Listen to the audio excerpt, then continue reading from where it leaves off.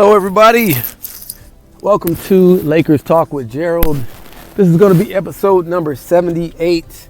And yes, it has been a while since I recorded the last episode. It has been probably about 2 weeks. And guess what today is? It's Thanksgiving. So happy Thanksgiving to everybody out there. November 29th it is. That's what Thanksgiving is this year.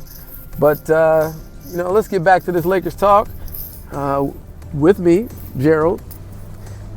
It's been a bunch of games since the last episode, the last podcast that I did. But guess what? The Lakers have not won, or they have not lost since then. We have continued our winning ways. Our record now is 16-2. Outstanding record. Who would have thought? If you would have said before the season started, hey, 18 games into the regular season, the Lakers are going to be 16-2. I mean, we all had, thoughts of thinking the Lakers could do well, and we all had, being optimistic. But 16-2, damn, that's a damn good start. 16-2. So even though the Lakers kind of play down to these other teams that aren't that great, we're barely cranking out wins, but guess what? We're getting the win. We're getting a W. I see, we do a lot of complaining. We're upset. We're mad about this. We're mad about that. But we can't be upset when we've won 9 games in a row. When we won 7 games in a row before that. Only 2 losses in the regular season. Both of the losses coming to very, very good teams. One of the losses coming from the NBA World Champions from just this past season. And even though they lost Kawhi Leonard, Toronto Raptors, they're still a darn good team. I believe they only have 4 losses and probably are third right now in the East. Either third or fourth. But a damn good team still. Siakam is leading them in scoring, averaging somewhere around 26, 27 points a game. Career averages. I mean, that team is still good. So they also lost to the Clippers on the first game of the year. And guess what? The Clippers are a damn good team. Right now they are third in the West with, I believe, only 4 losses, or 5 losses actually. They're third in the West, right behind Denver and then us. So we can't complain. We have the best record in the NBA at 16-2. The Milwaukee Bucks is right behind us. I believe at 15-3. The Denver Nuggets right behind us as well at either 13-3 or 14-3 by this time. Who knows? But they're right behind us. And then there's a bunch of other teams in the NBA that's at 4 losses. And then there's other teams at 5 and so forth. But as of right now, Thanksgiving Day, the end of November, the Lakers are in first place in the NBA. LeBron James and Anthony Davis duo is kicking butt. They are playing well together and separately. LeBron James in his 17th NBA season at 34, about to be 35 next month, is playing outstanding basketball in year 17. Who would have thought? Who's your favorite basketball player at year 17 and they're not giving you this type of production, So, a lot of people thought, last year when LeBron got hurt, he had that growing injury, that he was washed and he was slowing down. And, hey, if this is what slowing down looks like, I will take it. I will take that all day if that's what slowing down looks like. Now, yeah, we can clearly see he's not young LeBron. He's not that dude that was just, quick and dunking over everybody and can get by everybody, was faster than everybody, stronger than everybody, and just was heads and shoulders. I mean, he's still one of the best player in the NBA. Definitely top 5. He just, he's still great. He's still strong. He's still pretty quick. He's still fast. He just can't quite always get by everyone. He can't just dribble past and get around everyone, like he used to. But he's still stronger, Still got great skill. Still the best overall player in the NBA. In year 17, he's leading the NBA in assists. Okay? He's playing point guard this year. I didn't say point guard. He's playing point guard this year. Guys, yeah, we know his whole career he's always been kind of like a point forward in a way. You know, he's always led his team in scoring. He's always, or scoring and assists actually. But all his teams, he's always led in assists. Even though it may not have been as much as he's averaging this year. The most he had averaged in assists before this year was somewhere maybe close to 9 assists a game. This year, he's averaging almost 11 assists a game, if not 11, give or take. So, and I believe right behind him, unrelated, is Luka Doncic and Trey from Atlanta. Yeah, so his last name escapes me for a few seconds, but, you know, what I'm saying is LeBron is doing it at year 17, almost 35 years old. Now, let's talk about Anthony Davis. Anthony Davis, 26 years old, 6'10", very, very skilled big man. I mean, his handles are just off the hook. I mean, dribble, get around. He can shoot the mid-range. I mean, he can shoot the three. Okay, you know, he's not, you know, knocking the lights out on three, but he can shoot the three. Now, the thing that I love the most about him, and this is probably something that most people probably wouldn't even point out, but to me, the biggest and hugest thing I love about him is his free throw shooting. At 6'10", I can count on him to get fouled and clutch or whatever time it is in the game and knock it down. And I won't even be worried. I actually will be looking at him when they're looking to foul people. I'm like, please throw it to him. LeBron, throw it to him. I don't care who else has it. Throw it to Anthony Davis, because I need him to be shooting these free throws, because he is clutch free throws. He's somewhere around 88% free throw shooting. He's our best free throw shooter on the team. You know, I think Kentavious Caldwell-Pope is right there. Also, is pretty good free throw shooter. But would you believe it? When's the last time that you know of that your team best free throw shooter was not a guard? Your best free throw shooter was your big man. The guy that leads your team in blocks also leads your team in free throw shooting. That is rare. That is a rare quality right there, and that's why that's the quality that I really, really admire the most about him, is that he is a knockdown free throw shooter, 88-something%, almost 90%. To me, that is just pretty damn cool. And so, man, I can't say enough about him. The Lakers, the rest of the squad, I'm very happy about the rest of the squad too. Let's talk about Kentavious Caldwell-Pope.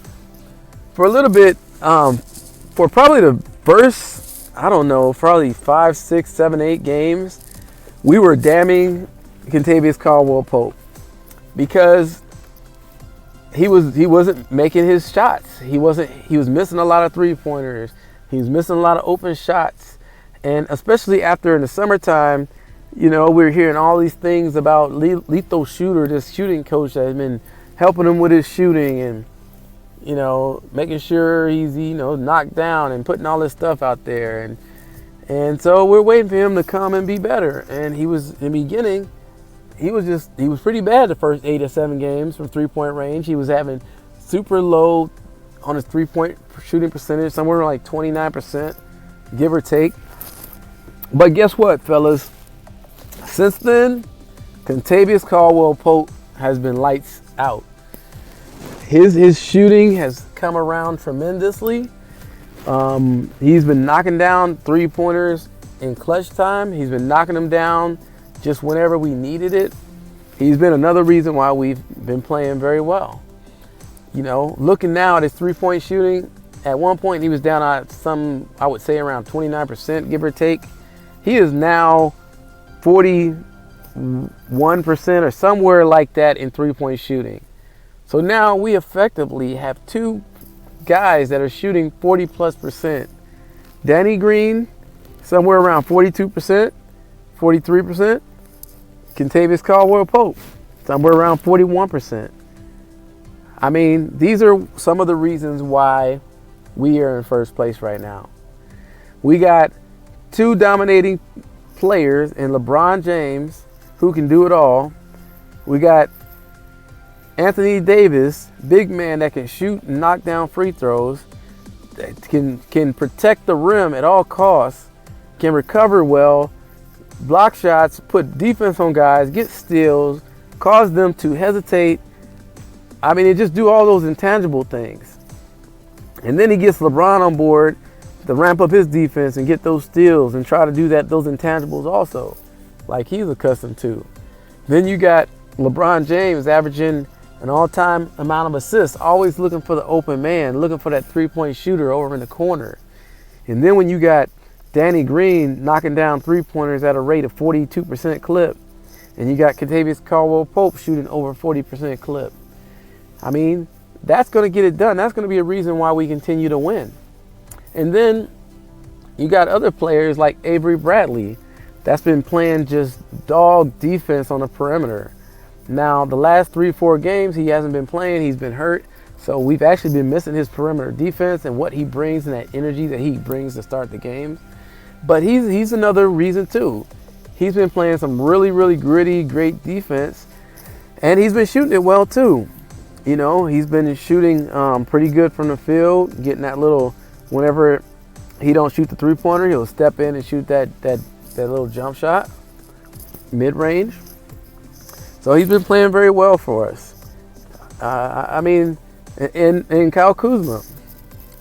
Kyle Kuzma is starting to come on. You know, in the beginning, you know, he came in, he missed some early games because he was hurt with that injury. And when he did start playing, he wasn't quite up to speed yet. It was almost like that was his preseason. He even said that.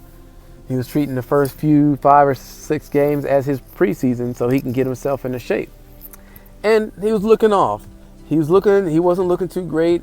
He was getting a lot of stuff from Laker Nation because we are quick when somebody's not playing right. We are going to jump on him. You know, hey, trade him.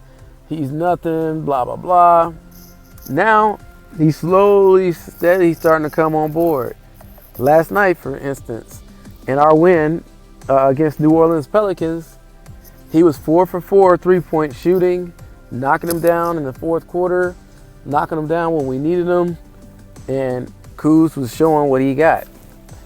So, all around, we got a pretty deep team, you know, and we also got, I haven't spoken about, I mean, even JaVale McGee, you know, we got him in his role. He's still doing his thing, even though we're playing him limited minutes now because we got Dwight Howard coming off the bench, giving us great energy, playing great defense, playing great ball, embracing his role as that guy that comes in and just gives us the energy, gives us defense, that plays us all, you know, collects fouls and try to kind of be an intimidator almost.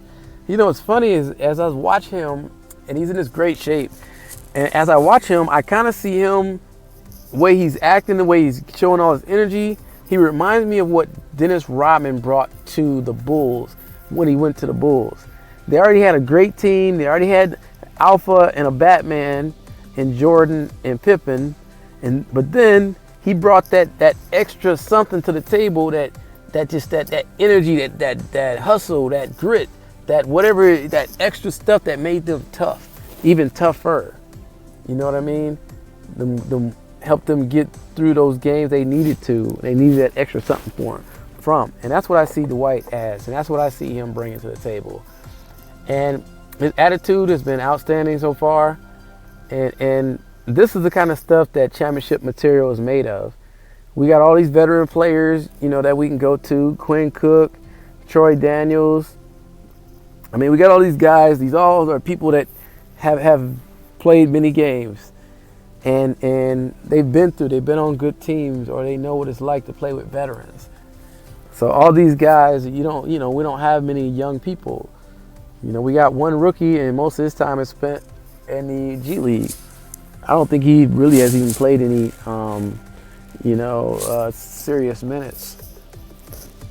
So anyway, that is a lot to talk about the Lakers because they are playing outstanding. We have won 9 games in a row, current record of 16-8. I'm looking forward to when we play some Denver Nuggets, when we play the Clippers next, when we play the Houston Rockets, all of these teams, Milwaukee Bucks, all of these top teams right now, that I can't wait to see when we play those teams. How we're going to look, how we're going to play, if we can get the W's against them. And so we can, measure see how we really are. Use it as a measuring stick almost. Yeah, we played the Clippers in the first game, but that was the first game. And, we still had a lot of growing to do. We still had to learn to play with the team we have. So the next game coming up, I think the game that we're going to be challenged the most, or the next good team, will be Dallas Mavericks coming up here soon. And then the one that I'm really looking forward to is on Tuesday, I believe the 3rd of December. We are going to be playing Denver Nuggets. Right now, Denver Nuggets is they one game behind us, or at least in the loss column. And we're going to be at Denver. I don't even know if they've lost there yet. So I'm going to be actually out in Denver working out there. So I'm definitely going to be in the building. Looking forward to that game. That should be a really, really good game. As I mentioned, they got one less loss than us. So let's say we're unbeaten by that time. If we lose to them, then we're going to have same amount of losses. And, I don't know, possibly could be tied at that point. We'll see. But I would love it no more if the Lakers can come out with a great victory. That will really say a lot. That will really say a lot about the Lakers, because a lot of people have been saying that our record, our schedule has been sort of pretty much weak. We've been playing all these teams that aren't that great. But look, we've been playing a lot of teams that are good. And I believe that just because their record isn't the greatest, they're still good teams. And this is what it's really going to show it. This is really going to prove it. Playing against the Denver Nuggets in Denver, which is hard to win there. Like I said, I don't even know if they've lost at all in Denver. So if we can come out victorious in that game, that'll really say a lot. The critics really can back up a little bit and say, yeah, okay, this Lakers team really got it. They really are something. And then we got Christmas Day. Then we got the true test, because then we're going to be playing the Los Angeles Clippers, who many believe the Lakers and the Clippers are the 2 best teams in the NBA. We believe that one of those 2 teams will be winning the championship this year. I am also on board that thought process also, with, of course, our Los Angeles Lakers being the ones that I believe we're going to get the job done. But Christmas Day game is going to see Paul George and Kawhi Leonard. At least both of them should be healthy, or are healthy by that time, because both are now playing sporadically. So they both hopefully will be playing in that game. Hopefully we'll have LeBron and Anthony Davis, and we'll have a healthy Clippers and a healthy Lakers. And I just want to see them go at it on Christmas Day. And I believe that'll be a Lakers home game. So, man, I'm actually looking forward to that. That's going to be outstanding. I can't wait to see it. And, man, it's going to be outstanding. So, everybody, once again, happy Turkey Day. Happy Thanksgiving. And this is episode number 78, Lakers Talk with Gerald. That's going to do it. It's going to wrap it up. I will talk to you guys next time. All right, I am officially out.